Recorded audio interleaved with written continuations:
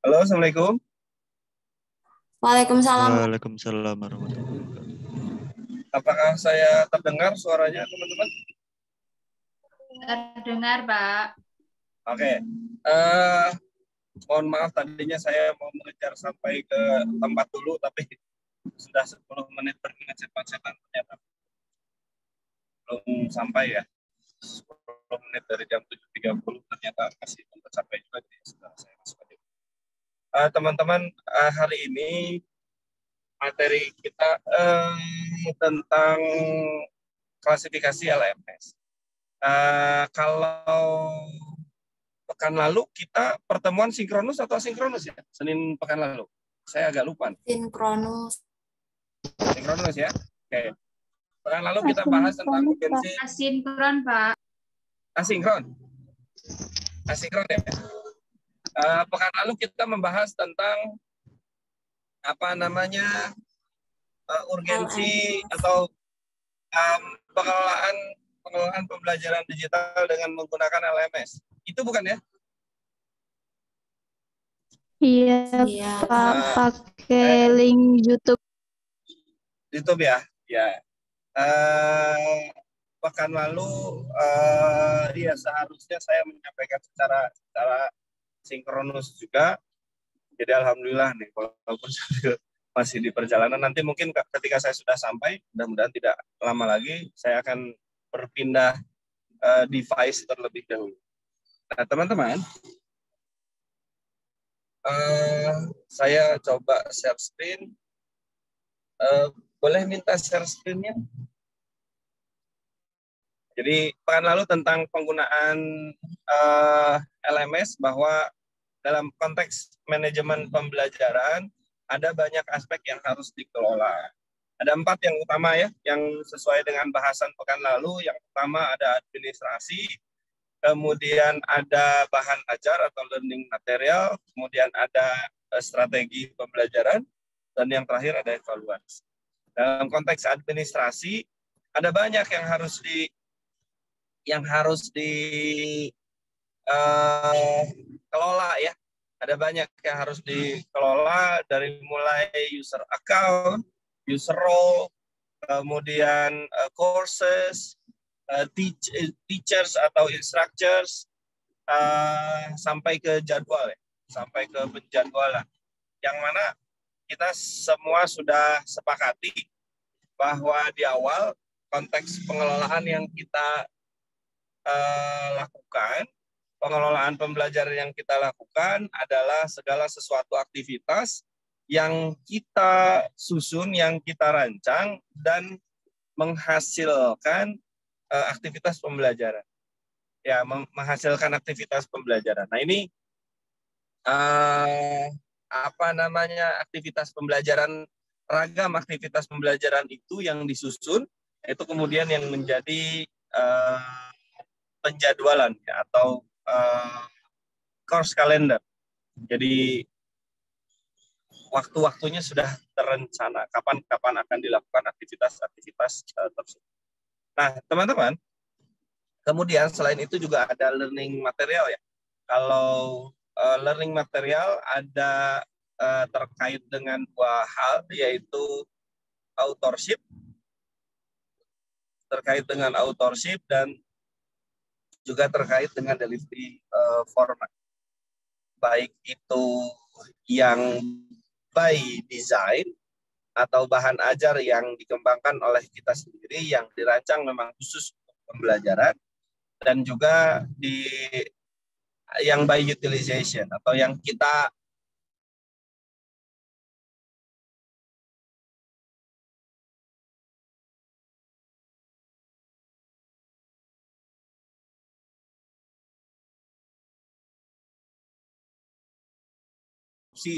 melakukan penyesuaian dari bahan ajar yang sudah tersedia. Kemudian ada learning strategi, dari mulai learning path gitu ya. Bagaimana di pekan sebelumnya lagi kita pernah bahas bahwa ada hal-hal yang yang penting gitu ya, yang dalam pembelajaran digital diantaranya yaitu dengan tiga hal yang penting dalam pembelajaran digital, dalam penyampaian pembelajaran digital. Yang pertama harus interaktif, yang kedua harus bervariasi, dan yang ketiga gunakan prinsip micro learning. Nah, variatif tersebut salah satu diantaranya untuk mengakomodir adanya perbedaan learning path ya. Jadi ada dua hal kalau learning path itu, ada teaching teacher preferences dan ada student learning preferences atau learner learning preferences. Nah, kedua ini harus bertemu di salah satunya di strategi pembelajaran, bagaimana ada variasi-variasi pembelajaran, apapun preferensi pengajar gitu ya dalam mengajar, maka variasi itu salah satunya nanti bisa membantu untuk memfasilitasi teman-teman yang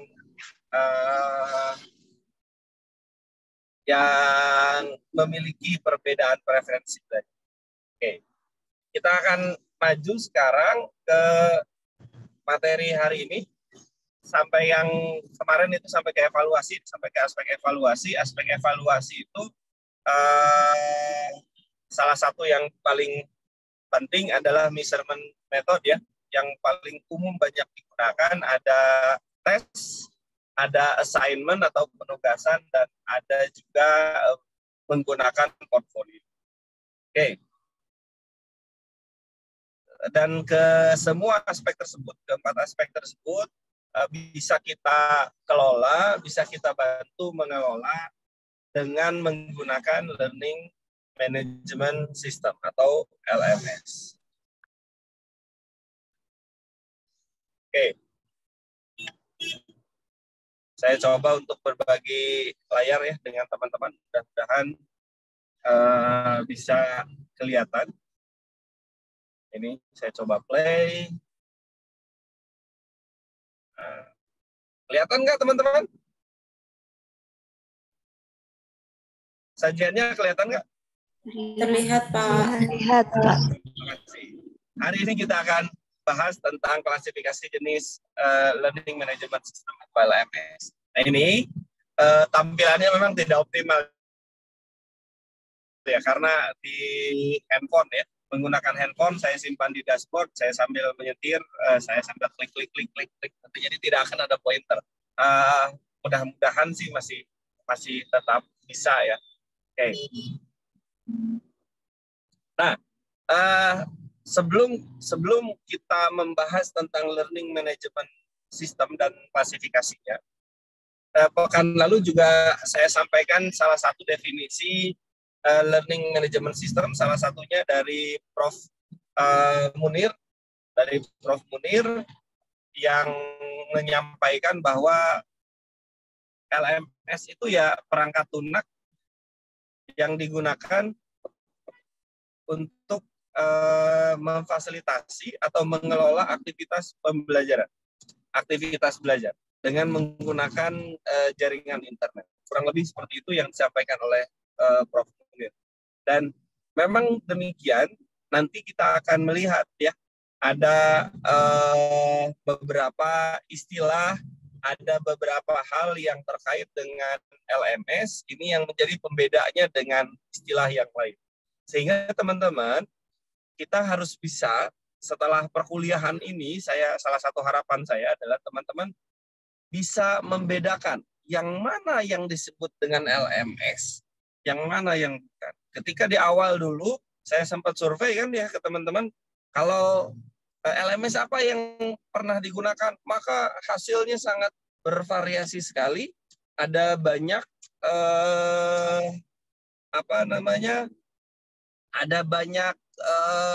keluar tools yang sebetulnya kalau berdasarkan klasifikasi itu tidak termasuk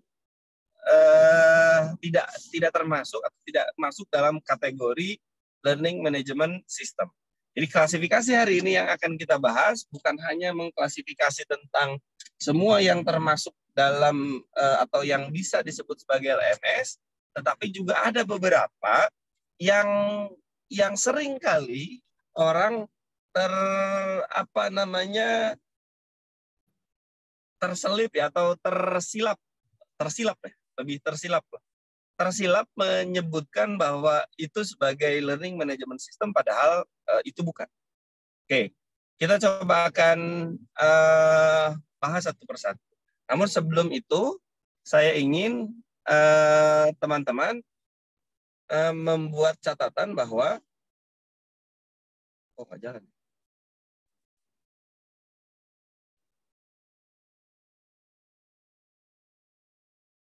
Nah, saya ingin teman-teman membuat catatan bahwa resume pada pekan ini, harapan saya teman-teman mampu membuat catatan tambahan terkait dengan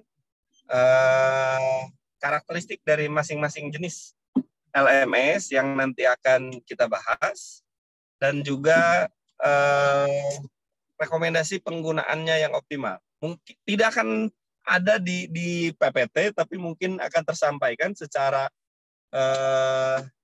eksplisit ya, secara implisit maupun eksplisit dari pemaparan saya.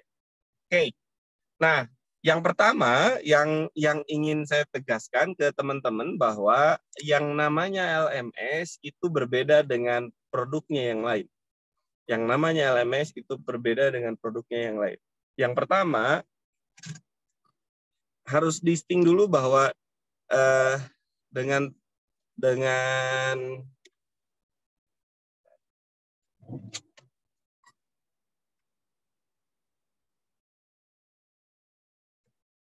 nah, ada yang disebut dengan online course provider atau OCP, ada yang disebut dengan LMS atau learning management system. Ini berbeda.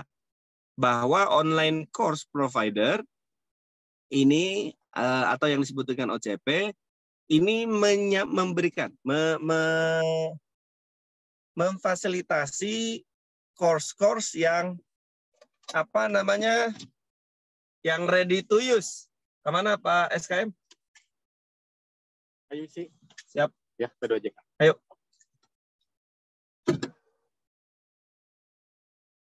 Menyediakan courses yang sudah siap dipergunakan dan siap diadopsi gitu. Kemudian bahan ajarnya atau kontennya ini sudah tersedia dan sudah siap untuk dipakai begitu, untuk digunakan. Dan umumnya karena semuanya sudah tersedia dalam penggunaannya sangat student driven. Maksudnya student driven bagaimana? Sangat bergantung pada bagaimana siswa atau peserta didiknya mengelola pembelajarannya sendiri. Sehingga dalam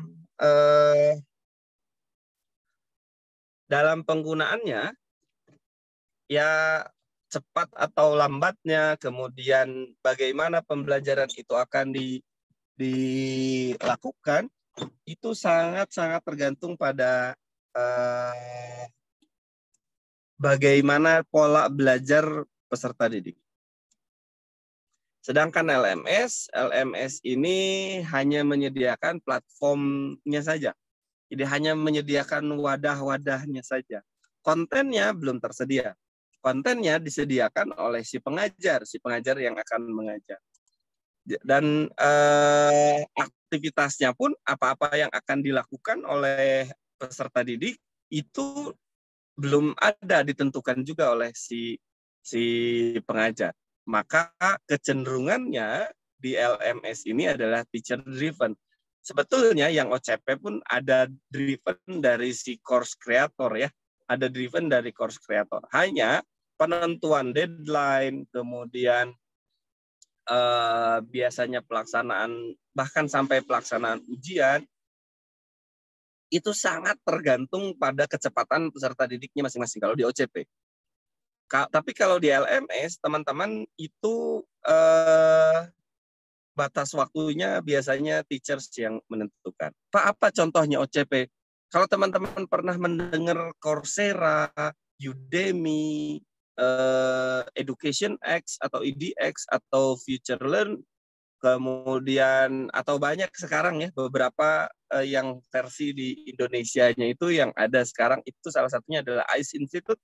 Ada yang ikutan teman-teman dari PGSD UNY ke ICE Institute? Ada yang pernah dapat ICE Institute? Belum, Bapak. Belum ya? Belum pernah mendengar tentang ICE Institute. Oke.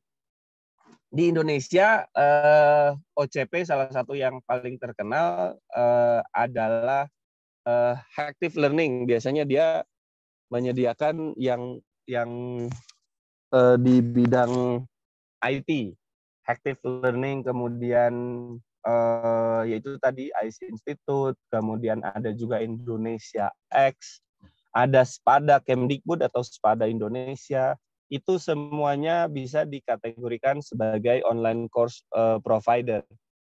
Nah, online course provider itu ya tinggal sudah ada dan tinggal pakai gitu ya. Oke. Teman-teman, karena saya sudah sampai di tempat, saya mohon izin sekitar 5 menit untuk berganti device ya supaya lebih nyaman di meja. Saya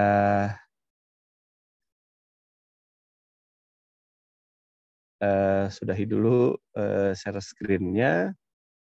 Nanti saya lanjutkan di sana. Mohon izin 5 menit. Baik, Pak.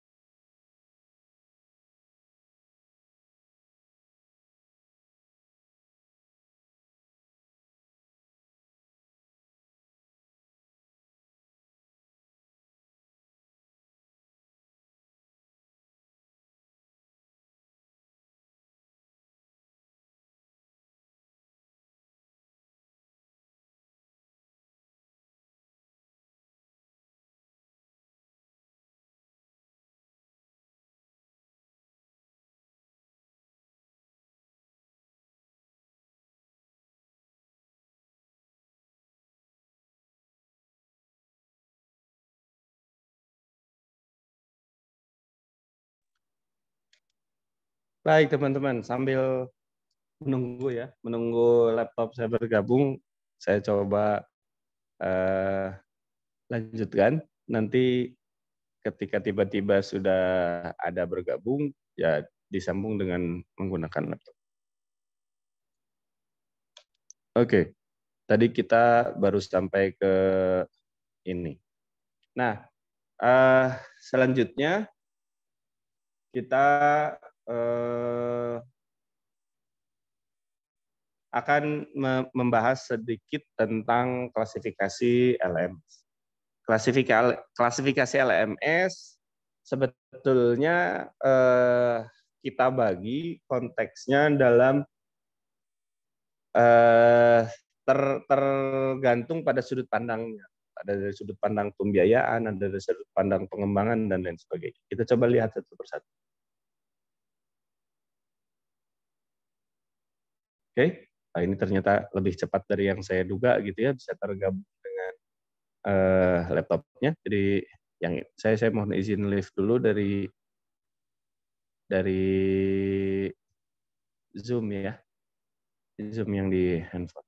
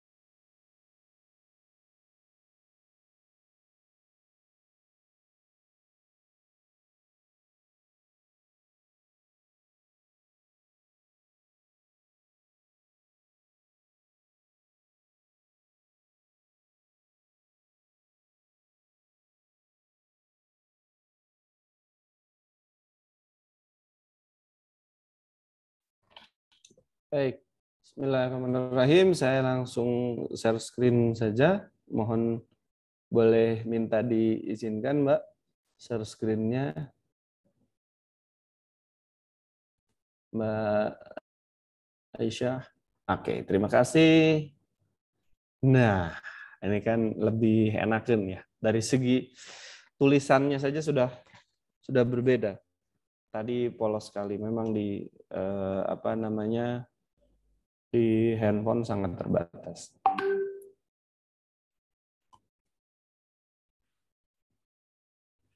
Oke. Baik.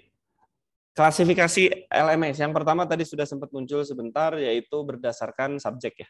Berdasarkan subjek apa yang dikelolanya. Berdasarkan subjeknya ada dua, yaitu LMS yang dikelola adalah aktivitas pembelajaran. Tadi sebagaimana yang disampaikan yang pekan lalu ya, yang pekan lalu dan tadi kita ulas lagi oleh Prof. Munir, bahwa LMS itu yang dikelola aktivitasnya, lebih pada aktivitasnya.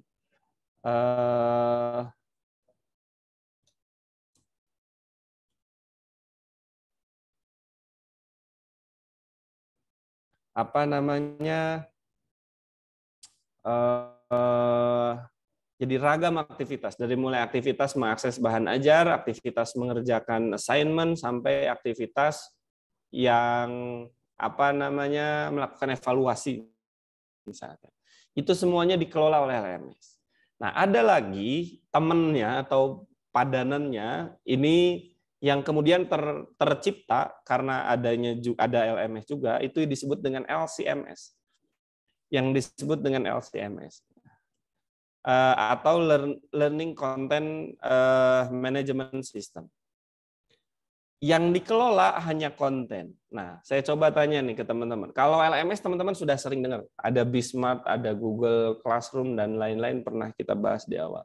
Tapi kalau LCMS saya agak yakin bahwa teman-teman kayaknya baru pertama kali ini mendengar. Karena memang istilah LCMS ini tidak terlalu populer begitu. Karena tidak ada tools khusus yang memang diperuntukkan untuk mengelola konten. Nah, LCMS ini lebih pada pemanfaatan tools-tools yang sudah tersedia untuk dia mengelola bahan ajar. Contoh, YouTube itu bisa dikategorikan sebagai LCMS. Dia mengelola konten yang berisi video-video. Nanti kita akan bahas lebih lanjut ya. Saya tidak sanggup menahan diri ini untuk langsung membahas. Oke, kita nanti akan bahas. Oke, yang berikutnya berdasarkan pembiayaannya. Berdasarkan pembiayaannya ada yang free. Free itu LMS yang sifatnya free itu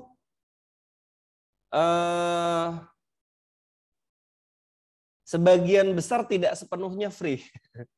Sebagian tidak sepenuhnya free. Ada yang free tapi punya beberapa batasan lah gitu ya. Karena untuk merasakan yang full version itu tetap harus membayar.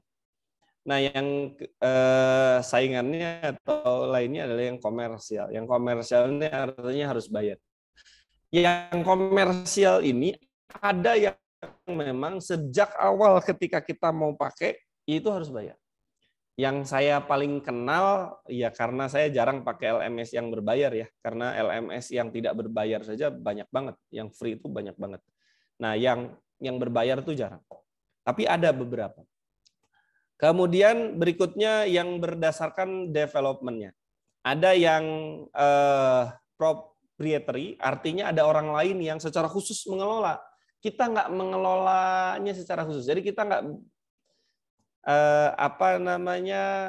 kita nggak ikut mikirin apa-apa, tinggal pakai lah pada dasarnya. Kalau LMS yang proprietary itu kita nggak mikirin teknis LMS-nya ini dibangunnya di mana dan lain sebagainya. Kita cuma tinggal klik pakai. Kemudian ada yang open source. Yang open source ini kita punya kemampuan untuk mengotak-ngatik. Karena source-nya dibuka. Kita bisa memodifikasinya, kita bahkan bisa menambahkan, mengurangi, dan fitur-fitur yang ada di dalamnya. Itu yang open source. Salah satu kebutuhannya adalah ya tentu butuh programmer yang bisa mengelolanya. Oke. Yang selanjutnya ada berdasarkan penggunaan storage-nya.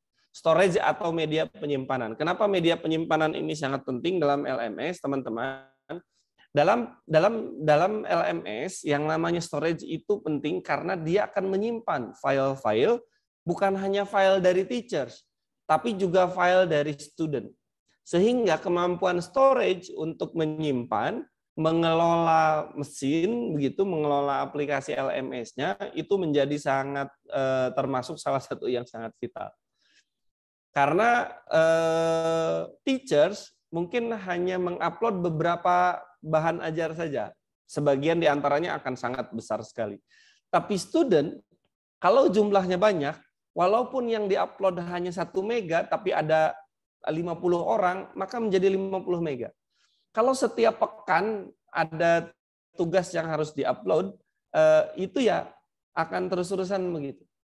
Kalau 1 mega, kalau 2 mega berarti 100 mega setiap pekan. Kalau 10 mega berarti ada 1 giga. Nah, itu menjadi sangat penting. Nah, berdasarkan storage-nya LMS kita bisa bagi menjadi self-hosted, artinya kita yang menyiapkan storage-nya. Servernya ada di kita, storage-nya juga ada di kita lakukan instalasi sendiri, kita mengelola sendiri, bandwidth-nya kita kelola juga begitu. Itu secara umum mungkin self-hosted ini salah satu yang paling merepotkan kita lah ya. Yang paling merepotkan dalam sisi pengelolaan. Beda dengan yang satunya lagi, ini yang cloud based. Cloud based itu ya kita nyewa cloud biasanya. Kemudian ada di sana. Atau bahkan kita nggak nyewa sama sekali. Kita nggak tahu di mana hard disk-nya, di mana storage-nya begitu ya. Nah, teman-teman, nanti kita akan coba lebih dalam lagi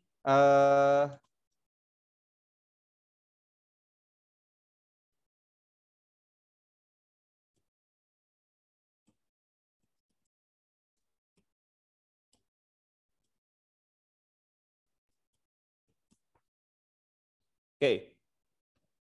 Kita coba yang pertama. Nah, berdasarkan cakupan subjeknya, yang pertama adalah LMS dan LCMS. Nah, ini tadi saya sempat tidak sabaran ya. Sempat tidak sabaran pengen cepat-cepat begitu. Pengen cepat-cepat membahas. Mana ini? Sebentar teman-teman, mohon izin.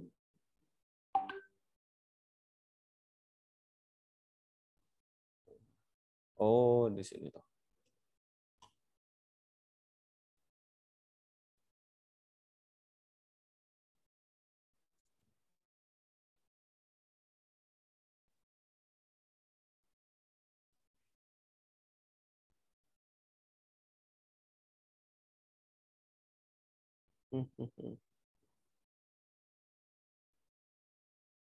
Oh, ya.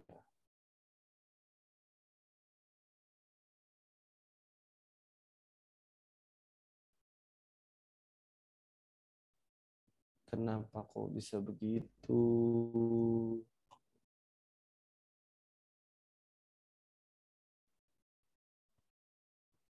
Baik.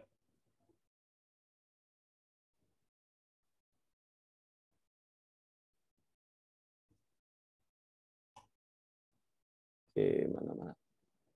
Nah ini, ya, yang LMS yang mungkin beberapa teman-teman sudah pernah mendengar ada Moodle atau yang kita gunakan di UNY dirubah namanya atau digunakan namanya dengan menjadi DSmart.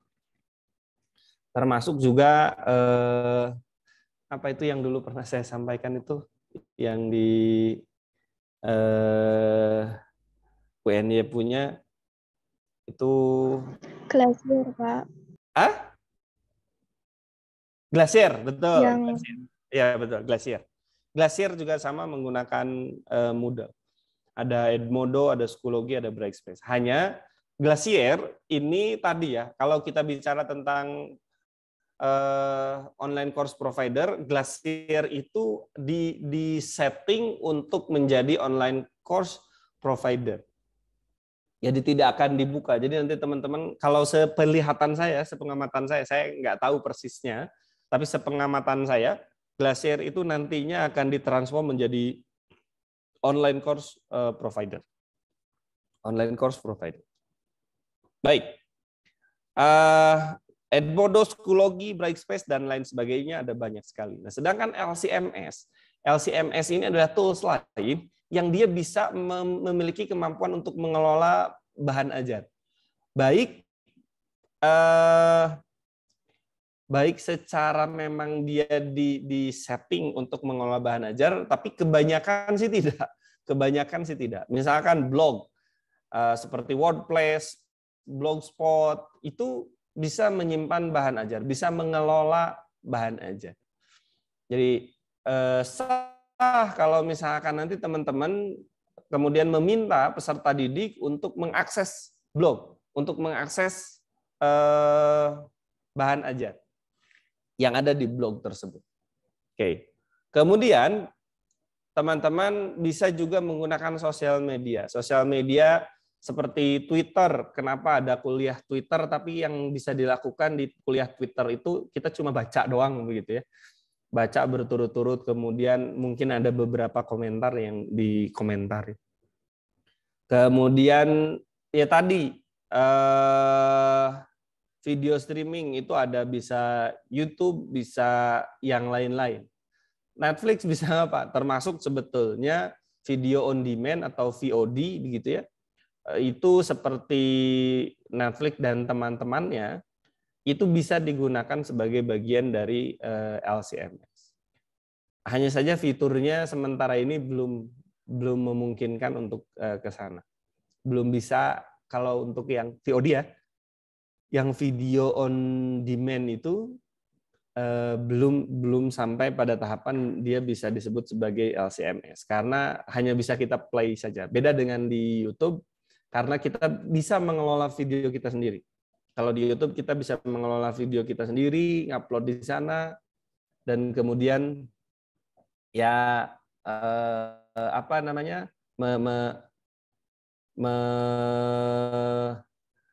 ya kita kasih judul, kemudian kita sebarkan gitu ya. Ada peserta didik kita yang berkomentar dan lain sebagainya. Atau online storage service. Online storage service yang paling umum teman-teman ketahui ya pasti Google Drive. Ada apa namanya Microsoft apa ya, kalau di Microsoft tuh namanya ya saya lupa lagi, bukan Microsoft Drive. Tapi ya Microsoft juga punya. Ada ya. Ya, OneDrive, betul. Betul, OneDrive. Microsoft OneDrive. Kalau di Apple juga sama, dia punya. Jadi itu bisa dikategorikan sebagai LCMS karena kita bisa simpan di sana dan kita kemudian bisa sampaikan di tempat yang lain. Dan berbagai jenis tools lainnya yang memiliki kemampuan untuk menyimpan bahan ajar dan menampilkannya. Oke, itu yang pertama berdasarkan subjeknya. Yang kedua, kita akan coba lihat berdasarkan pembiayaannya atau berdasarkan financing-nya. Yang pertama yang free. Free itu artinya betul-betul free. Dan ada sebagian yang free di basic use, tapi kemudian juga dia harus berlangganan untuk dapat yang premiumnya. Ada juga yang komersial, tadi sudah kita sempat bahas. Yang free contohnya apa? Banyak. Ada Edmodo, ada Canvas, dan lain sebagainya. Ini free. Pak, Moodle itu free nggak? Free. Moodle itu free. Bahkan Moodle itu masuknya ke open source. Nanti salah satu yang masuk ke open source adalah Moodle. Atau mungkin, iya, kalau dari sisi itu Moodle itu open source. Dan yang open source karena dia source-nya aja dibagikan, berarti penggunaannya juga gratis. Jadi free. Kemudian ada yang komersial, yang saya kenal yang paling itu ya Brightspace. Kalau teman-teman nggak kenal Brightspace, nggak apa-apa. Berarti teman-teman belum pernah kenalan sama LMS yang berbayar. Brightspace itu harus langganan dulu. Kampus atau sekolah yang ingin menggunakan Brightspace itu harus langganan dulu, dan langganannya lumayan mahal. Gitu. Walaupun nanti ya dari segi pengelolaannya, nah ini juga kita bisa membagi nih. Dari segi pengelolaannya, kalau yang free biasanya ya cenderung sisi kitanya atau dari sisi kitanya nih banyak bagiannya. Kayak kalau misalkan ada kesulitan, ada kerusakan, ada kendala apa-apa, kita harus temukan penyelesaiannya sendiri. Beda kalau yang komersial tuh karena kita bayar, kita tuh nggak mau tahu. Full service dari mereka tuh harus terlaksana. Kalau ada kendala apapun misalkan dari kita, itu penyedia layanan itu harus menyediakan solusinya. Nah, di tingkat sekolah dasar dan menengah begitu, di SD, SMP maupun di SMA dan sederajat dan setarafnya begitu. Sekarang ini banyak penyedia layanan LMS yang sifatnya komersial. Yang umum itu menggunakan satuan bayarnya itu per siswa per semester. Jadi ada yang paling murah yang pernah saya dengar itu yang sampai 4.000 per siswa per bulan. Per bulan. Jadi sekolah itu kemudian dituntut Kalau siswanya di satu sekolah itu misalkan ada 100 anak, maka setiap bulan harus membayar sekitar 400.000 ke penyedia LMS. Ke penyedia LMS-nya. Tentu fitur yang dijanjikan lebih banyak ya. Banyak banget malah. Bukan nggak main-main lah begitu ya.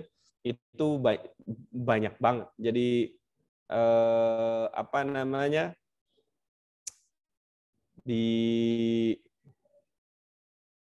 Ya termasuk dari absensi, administrasinya, itu biasanya mereka memang sudah mengembangkan agar digunakan oleh sekolah dan sekolah nyaman. Pelaporannya terkoneksi dengan orang tua dan lain sebagainya. Fiturnya biasanya lebih kompleks dibandingkan dengan kalau kita LMS hanya menggunakan Google Classroom lah misalnya. Google Classroom tuh free ya, itu termasuk salah satu yang free. Yang komersial itu banyak sekali. Di beberapa sekolah menggunakan beberapa yang berbayar. Saya tidak bisa menyebutkan contoh ya, karena saya nggak hafal nama-namanya. Tetapi ada yang paling murah yang saya dengar itu adalah yaitu tadi, yang bisa sampai 4.000 per bulan per siswa. Nah, ada yang lebih mahal, ada yang sampai 50.000 per semester per siswa. Ada yang 25.000 per semester per siswa dan sangat bervariasi. Sangat bervariasi. Nah, itu yang free dan yang komersial. Nanti teman-teman, ketika teman-teman datang ke atau sudah lulus dan kemudian di sekolah dan kemudian teman-teman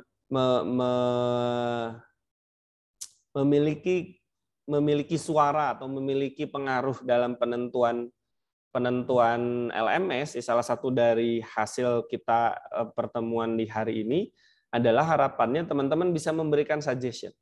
Kenapa kok harus milih yang free? Kenapa kok harus milih yang komersial? Kalau yang komersial tentu fiturnya harus lebih banyak lah dari yang free. Kalau sama dengan yang free, yang ngapain harus pakai yang komersial begitu kan? Bisa pakai yang free. Daripada bayar orang di luar untuk beli LMS, lebih baik digunakan untuk membayar orang operator di sekolah begitu ya, memberdayakan orang di sekolah untuk menjadi operator dan bisa mengelola pembelajarannya. Di kontaknya lebih mudah, kemudian jika terjadi troubleshoot juga lebih cepat seharusnya.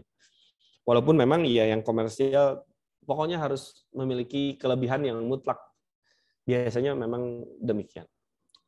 Oke, berikutnya berdasarkan penyedia layanannya. Tadi ada yang proprietary dan ada yang juga open source.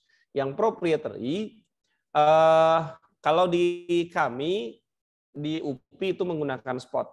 Ya, saya belum kontak lagi ya. Ini yang pengelola akunnya.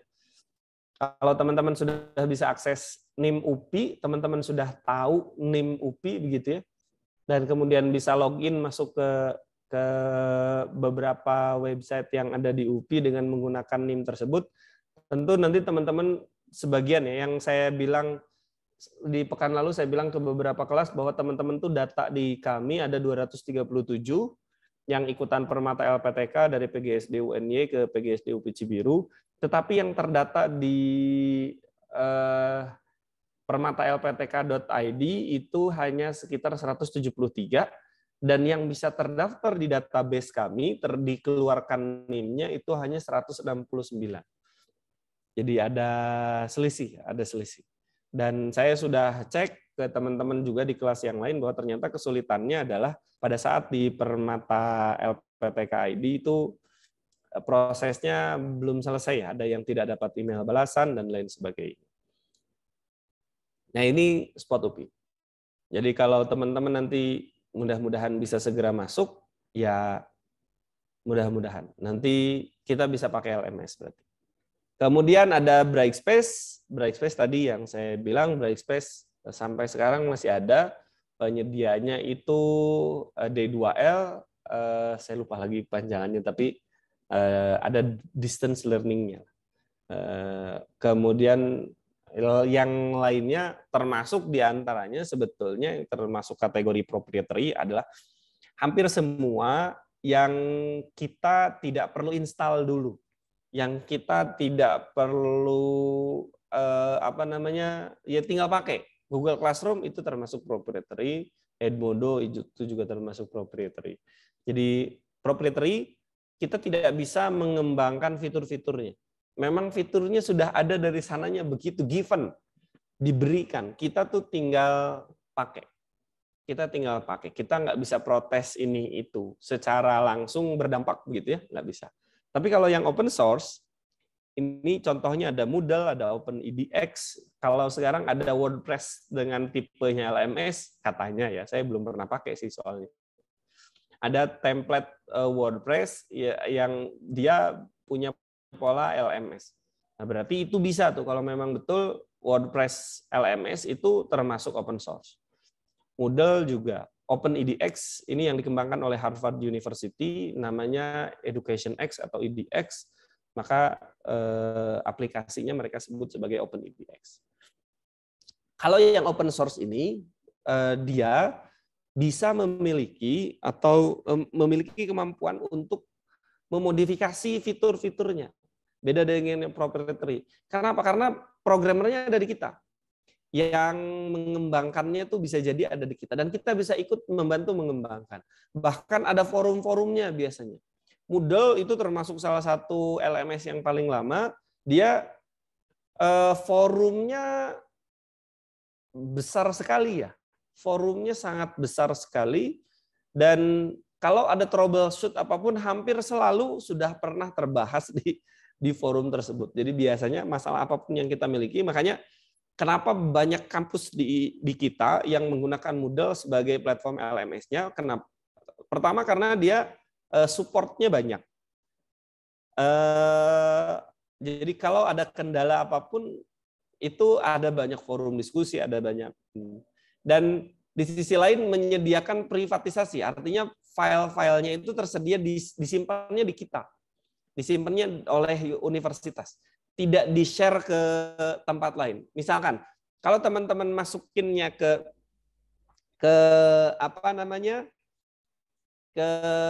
Google Classroom, maka secara tidak langsung kita itu memberikan file kita tuh ke Google, sehingga disimpan di Google.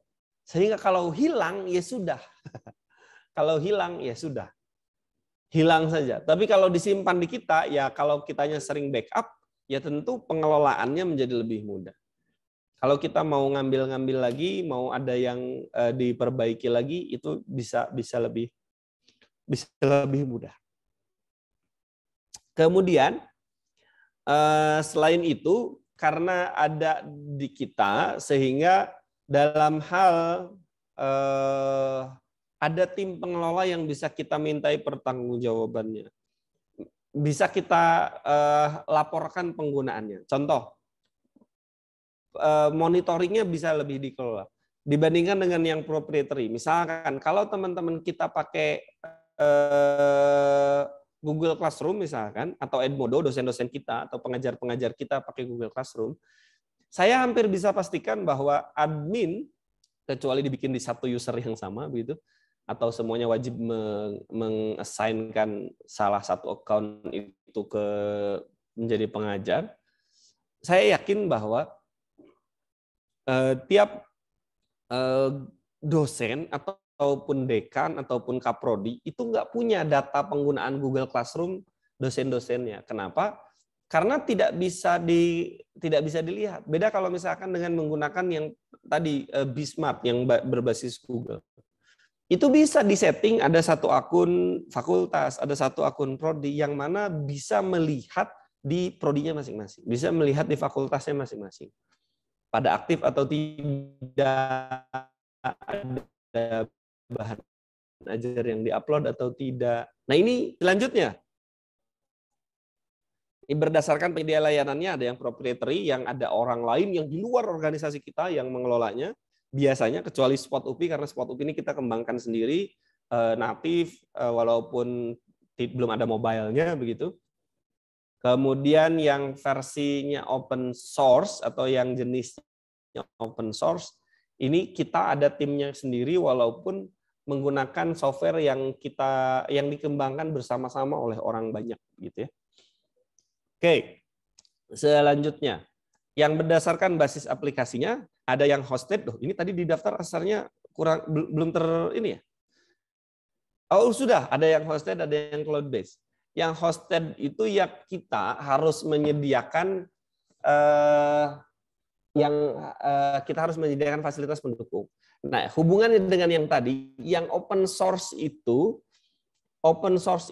hampir dipastikan semua yang open source itu dia basis aplikasinya hosted. Artinya kita harus mengurus hostingnya sendiri, kita harus mengurusi domain name systemnya, DNS-nya, apakah namanya tadi glacier.uny.ac.id atau misalkan bsmart.uny.ac.id atau bsmart.id saja misalkan, itu diatur, diurusin berapa storage yang kita akan sediakan, storage-nya nanti server storage-nya jenisnya jenis apa, apakah yang reguler biasa atau jenis multimedia, atau berapa bandwidth yang akan kita berikan gitu, slot memorinya berapa dan lain sebagainya.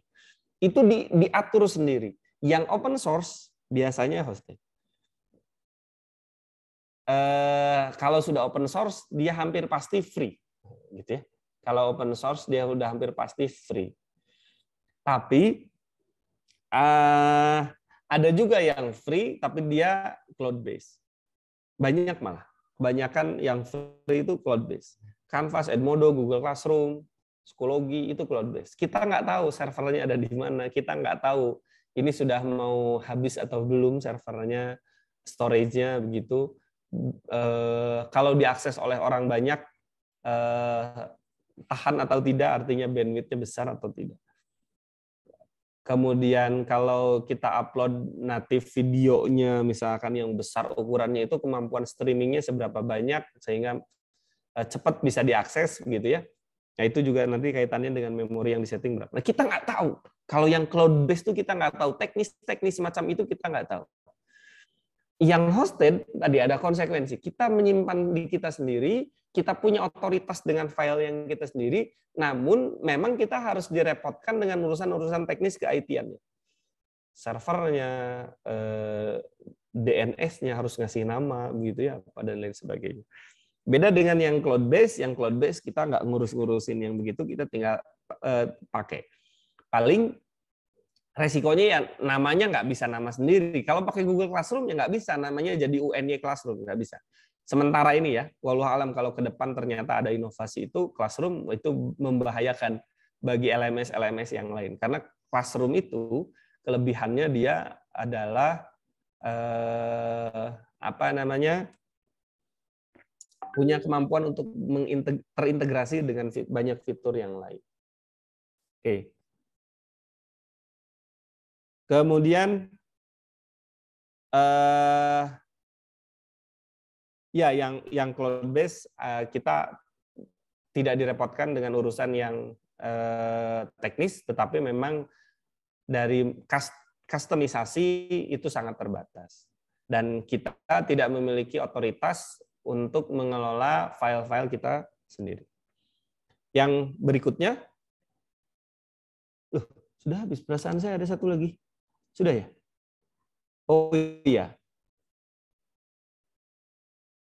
Self-hosted atau yang tadi ya. Oke. Sepertinya sudah teman-teman. 1, 2, 3, 4. Ya, betul. Ada 4. Nah, itu tadi yang hari ini kita bahas tentang klasifikasi LMS, harapan saya adalah teman-teman bisa memiliki gambaran bahwa ada banyak opsi, ada banyak alternatif dengan konsekuensinya masing-masing. Misalkan nanti teman-teman tinggal atau bekerja di sekolah yang mapan, yang punya pembiayaan yang bagus, kemudian support IT-nya bagus, maka bisa memilih opsi yang mana. Teman-teman bisa ngasih masukan ke ibu kepala sekolah. Atau jangan-jangan nanti teman-teman yang jadi kepala sekolahnya. Itu mempertimbangkan yang mana sih sebetulnya yang paling yang paling memungkinkan, yang paling memberikan benefit banyak untuk sekolah teman-teman, untuk siswa, dan lebih memudahkan guru, yang tipe mana. Dan ini bagi sekolah menjadi baik gitu ya. Karena dengan penggunaan ini yang bisa mengatur DNS-nya sendiri, tadi seperti yang self-hosted, itu bisa jadi ada unsur pencitraan. Kenapa kok disebutnya Glacier? Kenapa disebutnya Bismart? Ya karena ada unsur pencitraan. Kenapa kok UPI pakai namanya Spot, pakai namanya Spada? Ya karena ada unsur pencitraan juga. Jadi itu dipertimbangkan karena ada supportnya sendiri. Kenapa kok pakainya Moodle? Kenapa nggak pakai yang natif bikinan sendiri? Ya karena tadi ada pertimbangan bahwa IT supportnya pasti akan kerepotan kalau kita bikin natif sendiri. Kalau pakai yang tadi ya proprietary tapi self proprietary. Jadi kita yang mengembangkannya sendiri, ada tim khusus yang mengembangkannya. Nah, itu ya harus dikelola begitu ya, tim khususnya harus dikelola. Jadi itu yang memang menjadikan banyaknya klasifikasi ini bisa menjadi sumber pertimbangan teman-teman dalam menentukan ke depannya yang mana yang akan teman-teman gunakan. Termasuk ketika teman-teman nanti menggunakan sebagai guru, teman-teman bisa tahu bahwa karakteristik dari beberapa klasifikasi ini juga akan mempengaruhi. Saya lupa nih, seharusnya ini ada tambahannya. Saya instan ya, mohon izin. Saya instan. Ini ada tambahannya. Dari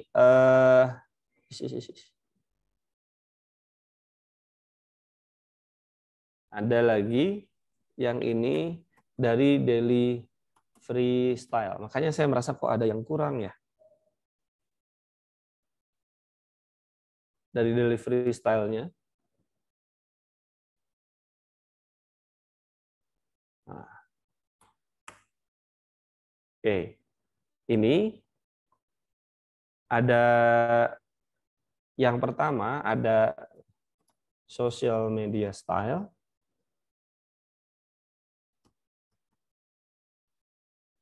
Ya. Ada satu laginya itu sebentar.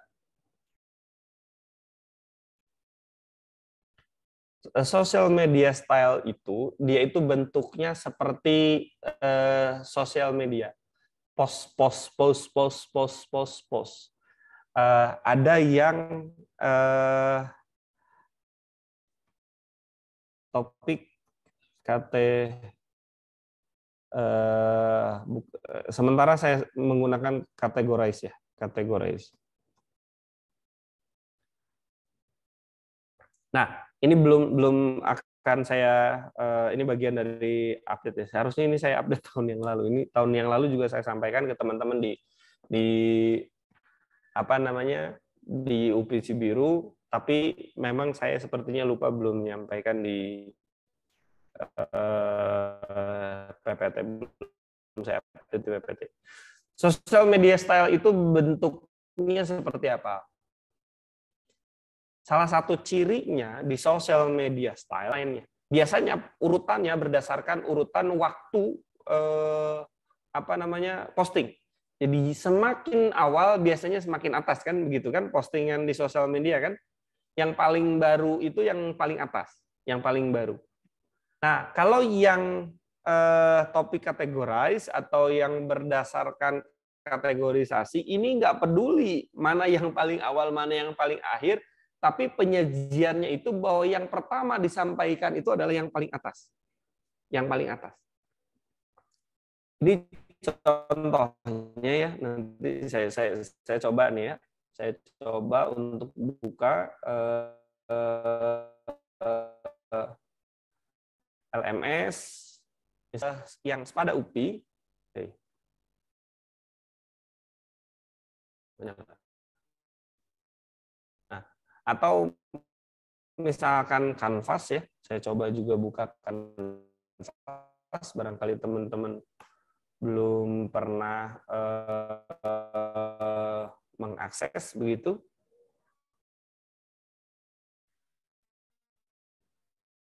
Oh, ini ada masalah dengan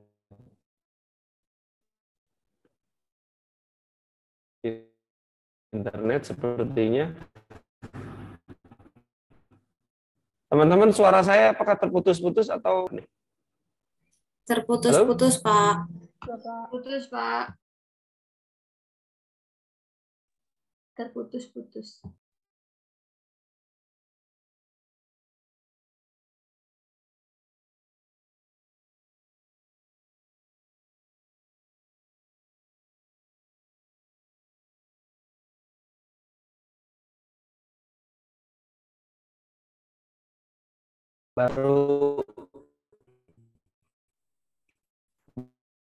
barusan saya nanya ke teman-teman apakah suara saya terputus-putus ataukah tidak? Sepertinya sangat terputus-putus ya. Iya, Pak. Terakhir tadi yang nggak putus-putus sampai mana? Sampai mau mencoba spot UPI.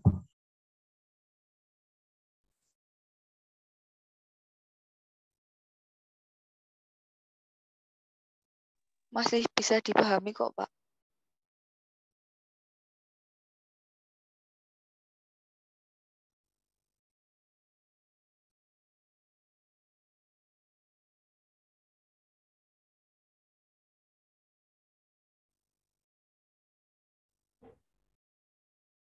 Ya, ini saya kesulitan untuk membuka ya.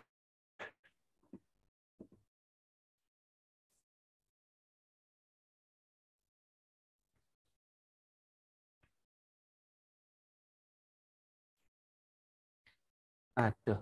Ya. Ini internetnya lagi nggak bagus. Sedang banyak yang pakai kayaknya.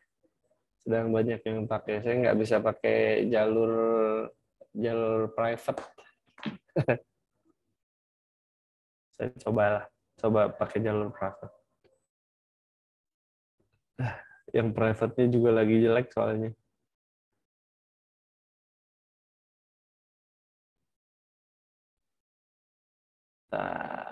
Digital, pembelajaran digital, konten kreator, MSPD mana MSPD?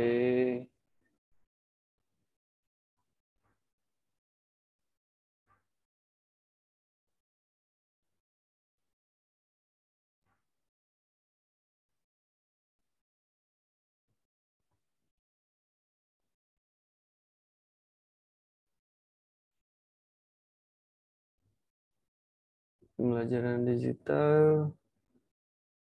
Oh ini, MSPD.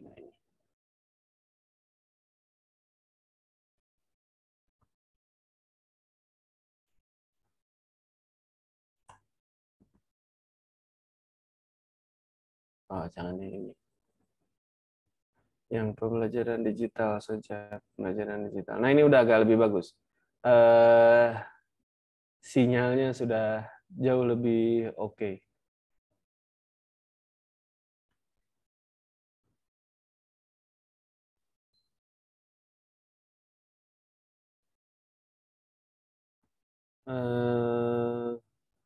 Kok tidak ada ya? Oke, sebentar saya coba pakai yang Edmodo saja. Edmodo.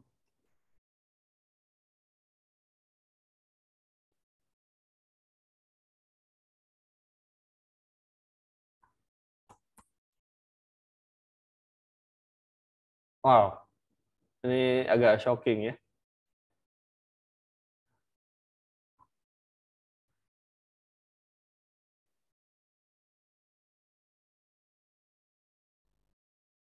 Ini agak shocking nih, nggak bisa diakses nih bodohnya. Wow.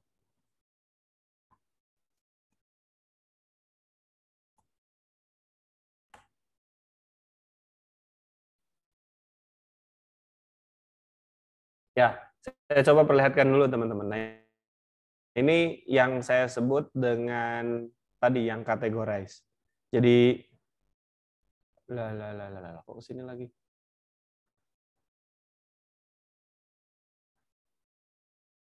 Nah, ini tampilan sepadanya UPI, mungkin hampir mirip ya dengan Bismart-nya UNY. Kok kesini lagi? Ke situ lagi, ke situ lagi.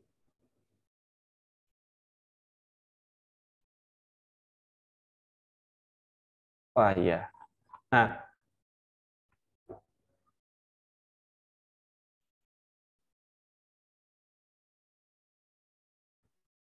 oh MSPD lagi. Saya nggak mau memperlihatkan yang MSPD. Tapi yang saya klik MSPD ya. Yang nah ini MSPD. Yang ini maksud saya. Maaf Pak, belum di share screen. Oh, belum share screen ya? Oke. Sebentar, teman-teman. Classroom, Google. Ini beberapa LMS sedang terkendala ini. Oke. Nah, ini teman-teman tampilan dari sepadanya UPI mirip seperti Bismart-nya UNY, mungkin beberapa tampilan saja sedikit berbeda, tapi pada dasarnya sama. Ini yang dimaksud dengan categorize, topik categorize. Jadi berdasarkan topik atau ada yang menyebutnya pertemuan. Ada pertemuan 1, pertemuan 2, pertemuan 3, pertemuan 4, dan seterusnya. Tapi ini yang berdasarkan apa namanya? Yang berdasarkan topik begitu. Ada topik-topiknya. Yang ada topik-topiknya itu ini. Nah, ini ada topik-topiknya dan apa namanya? Ya tidak peduli, bisa jadi yang digitasi ini yang paling pertama, yang paling terakhir di saya inputkan. Tapi munculnya ya tetap kedua karena secara urutan topik ini topik yang kedua. Beda dengan misalkan untuk topik yang sama,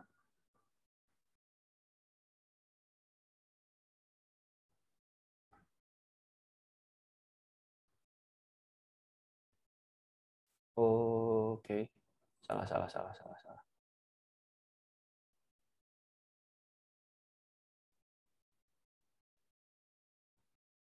Tuh, ini cuma untuk kuis aja ya. Sebentar. Oh, ini yang ini aja. Yang nah, berbeda dengan yang tipenya Pak, kalau tipe yang social media style tuh kayak gimana? Kayak gini. Ini tipenya social media style di mana yang muncul paling early itu yang ini. Yang paling baru, yang paling terbaru. Nah, ini yang paling terbaru yang muncul. Sehingga ini berdasarkan timeline gitu. Jadi saya posting apa, ini akan muncul. Yang paling pertama dipostingnya paling bawah. Ini perbedaan dari sisi penyampaian. Walaupun di Google Classroom itu juga ada tipe yang classwork-nya. Nah, ini yang itunya ya, yang berdasarkan apa namanya? Topik-topiknya, yang berdasarkan topik-topiknya. Tetapi ini juga sama, berdasarkan urutan. Yang paling awal dan akhir itu sama. Walaupun ya bisa digeser-geser begitu ya. Walaupun bisa digeser-geser, tetapi pada dasarnya yang bagian stream ini adalah social media style. Di Edmodo ini cenderungnya seperti ini. Kalau di Canvas maksud saya, ini cenderungnya sama seperti ini, bahkan di Canvas itu lebih apa namanya, lebih ketat lagi. Dia itu bisa sampai bikin prerequisite sehingga kalau yang ini belum selesai nggak bisa ke yang berikutnya. Demikian teman-teman. Ini sebagai tambahan. Nah, ini nanti harusnya saya segera diperbaiki ya. Ini bagian yang 2 ini dari freestyle ini harus segera bisa tersampaikan. Baik, teman-teman, itu saja mungkin yang bisa saya sampaikan di hari ini. Saya meminta teman-teman agak sedikit berbeda di resumenya di pekan ini. Saya minta teman-teman untuk bisa mengklasifikasi, jadi mungkin nanti agak sedikit panjang, bisa jadi sebetulnya resumenya itu adalah satu halaman A4 begitu ya. Satu halaman A4, teman-teman hanya tinggal menuliskan jenisnya apa, karakteristik umumnya seperti apa, nanti saran penggunaannya bagaimana. Menurut teman-teman. Sehingga teman-teman punya gambaran, harapan saya teman-teman punya gambaran tentang sebetulnya pada masing-masing jenis LMS, ada yang banyak, sekian banyak jenis LMS itu, teman-teman punya gambaran terkait dengan preferensinya akan seperti itu. Oke. Saya pikir itu teman-teman, ada yang ingin didiskusikan?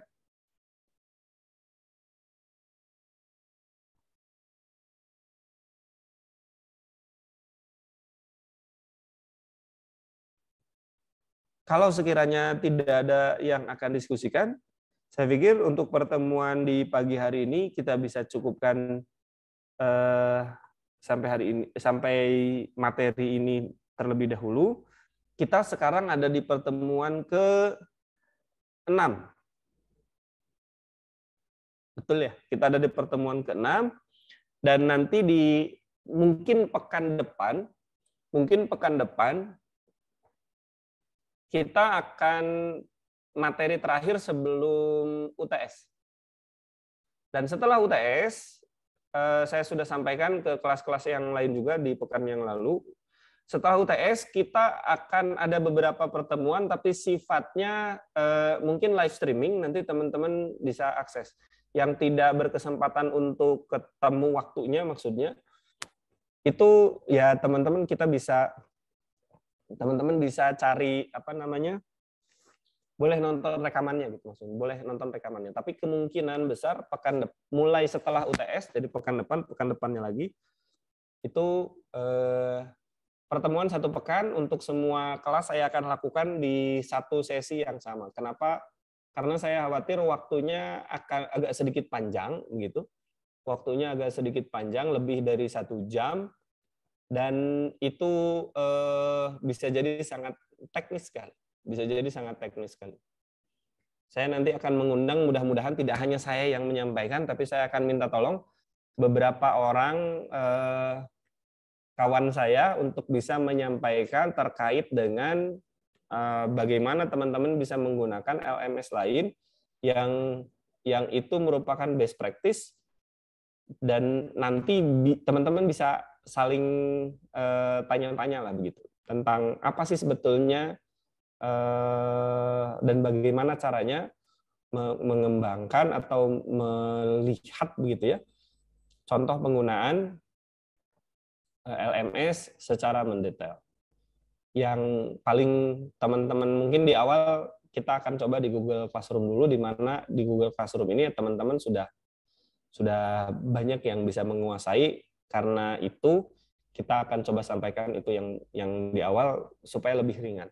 Nah setelah itu nanti selanjutnya mungkin ke yang lebih spesifik, ke Canvas, ke yang lain-lain. Oke. Ada yang ingin ditanyakan teman-teman? Oke. Dan mohon ingatkan saya nanti Mbak Aisyah terkait dengan tugas akhir dari mata kuliah ini, saya akan minta teman-teman untuk membagi kelompok beberapa orang begitu ya. Beberapa orang.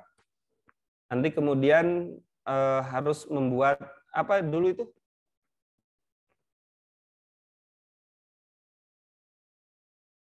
Pernah saya sampaikan kan di awal? Gambaran tugas akhirnya atau belum? Artikel kan, Pak. Hah? Bukan. Kalau MSPD itu bukan artikel. Itu di tahun-tahun kemarin memang pernah saya sampaikan ada salah satunya tugas tentang artikel. Tapi bukan. Untuk yang sekarang bukan. Saya ingin minta teman-teman untuk membuat kursus atau membuat les ya. Bimbel.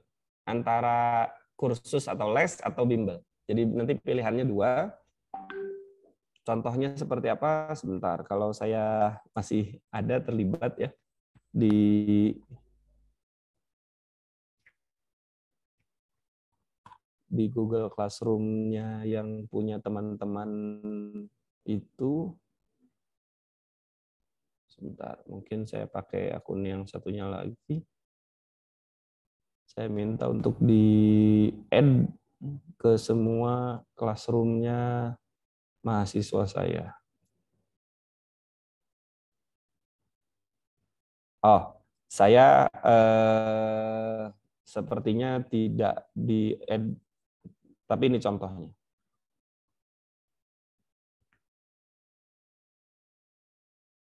Nggak begitu.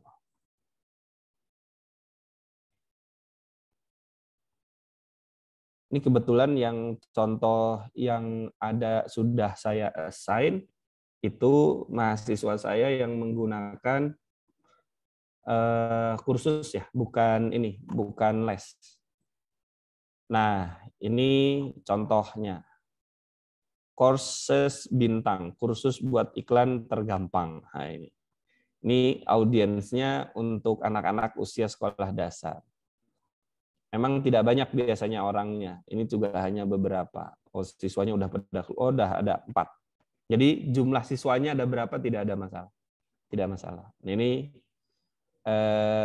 ada tugasnya, ini streaming.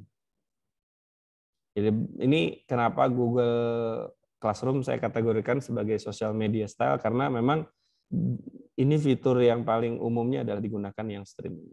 Ini satu, kemudian ini juga ada gambar imajinasi asik dan seru. Nah, ini juga sama, ini orangnya juga sama, tidak banyak, kebetulan sama juga 4. Siswanya, pengajarnya ada 3 orang, dan interaksinya dilakukan. Beberapa ada Zoom gitu ya, ada Google Meet, nggak masalah, silahkan. Tapi harus ada juga yang materi yang disampaikan di sini secara offline. Nah, ini ada penghargaannya. Begitu teman-teman. Ini ada video yang diperlihatkan.